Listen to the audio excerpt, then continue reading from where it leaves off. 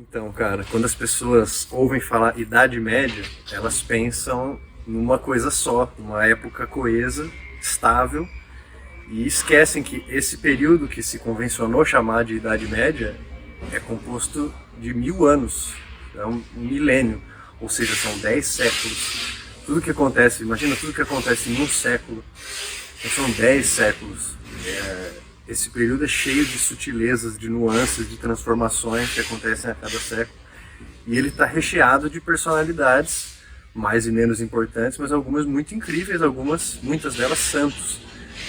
E uma figura muito importante, central da Idade Média, é o imperador Carlos Magno, porque foi no império dele que ganhou forma, que a gente vê pela primeira vez as feições da Europa, tal como a gente reconhece, a sociedade europeia que a gente reconhece, que durou, do reinado dele, lá no começo do século IX, 6 séculos. Né? Essa Europa que começou ali só vai mudar radicalmente lá com a descoberta da América, muito tempo depois. E se a gente regredir da coroação do Carlos Magno para trás, os últimos 4 séculos dali para trás, esse sim é uma idade média mesmo, intermediária, entre a civilização do Império Romano e essa que ele vai construir aqui. Então aqui sim você tem um caos histórico, uma indefinição, em que os destroços das instituições, assim, as ruínas do Império Romano estão sendo habitadas pelos povos bárbaros que invadiram ali a região. E ao mesmo tempo a igreja, que no Império Romano surge como uma seita que é perseguida, que deve ser abafada, ela vai aos poucos ganhando forma e dentro do âmbito da igreja, culturalmente, a herança clássica vai se fundindo e o pensamento da igreja vai tomando corpo, né, com os santos padres logo ali no início. E a igreja vai educando esses bárbaros também durante esses 4 séculos, a nobreza sobretudo, né? E o Carlos Magno é ele mesmo um bárbaro já polido por esses séculos de ensinamento da igreja, mas um bárbaro germânico, que antes de ser coroado imperador era rei dos francos. E ele vê nesse clérigo inglês, no Alcuino, de York, a ajuda que ele precisava para empreender a reforma cultural e educacional pela causa das letras que ele pretendia. Então, com a ajuda do Alcuino, essa renascença carolíngia consistiu em reformar as escolas que já existiam, em restaurar o que já existia, estava abandonado ou enfraquecido, e fundar muitas escolas, principalmente de 3 tipos: as monacais, ligadas aos mosteiros, as catedrais e as palatinas. Palatinas se refere à corte.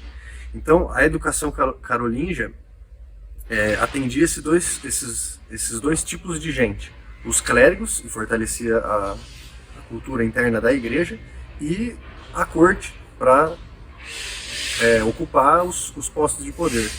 E, junto com isso, estabelecer, e isso é muito importante, os critérios e métodos para que isso fosse feito em ampla escala. Inclusive a cópia, as letras minúsculas, por exemplo, são as minúsculas carolíngias. Nós devemos as nossas letras minúsculas a essa reforma, por exemplo. E essa educação que se estabeleceu nessa reforma, nessa época, ela vai perdurar, e os princípios que foram esclarecidos ali pelo Alcuino, a coisa das 7 artes liberais, por exemplo, vai perdurar pelos séculos seguintes, até chegar no século XII, no século XIII, na escolástica, no São Tomás, mas até hoje, de alguma maneira, né? Então, esse livro aqui tem uma longa introdução. A introdução dele, muito comprida, é sobre aqueles primeiros 4 séculos que eu mencionei, até chegar no capítulo 1 com a entrada do Carlos Magno na história. E todo ele conta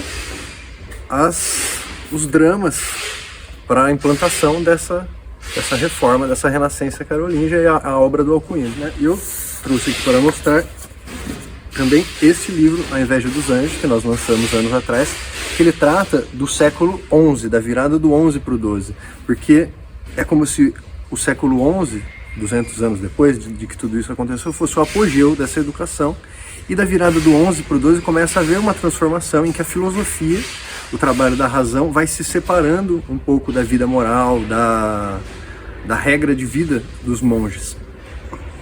E esse período é tratado neste outro livro aqui, Gênesis, Significado e Ensino da Filosofia no século XII. O Jäger, nesse livro aqui, vê a mudança do 11 para o 12 como uma perda dos ideais de educação monásticos, sobretudo. E o Ruy Nunes, ao contrário, vê como uma coisa boa, como a independência da filosofia, da teologia, como um ganho, uma coisa que precisava acontecer, para que surgisse, por exemplo, a escolástica.